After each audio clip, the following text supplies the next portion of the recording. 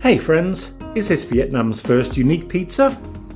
Not only does it taste like Bo Kho, a traditional warming Vietnamese stew, it looks amazing. Wine braised beef, potatoes and carrots are placed on an expertly made traditional pizza base and topped with fried noodles, herbs and red chilli.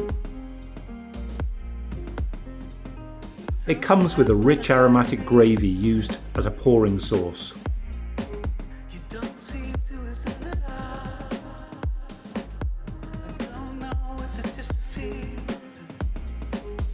And the taste is just like that aromatic 5-spice forward stew. Incredible! You get the star anise from the beef, and then you get that comforting warm stew sauce that you pour over. Amazing! The pizza base is so well cooked with a yeasty, nutty flavour. I mean, how do you get all the flavours of a stew into a pizza? This is just delightful. Spicy, umami, tangy and herbaceous, as well as majorly Instagrammable. Well worth a try when you visit Vietnam.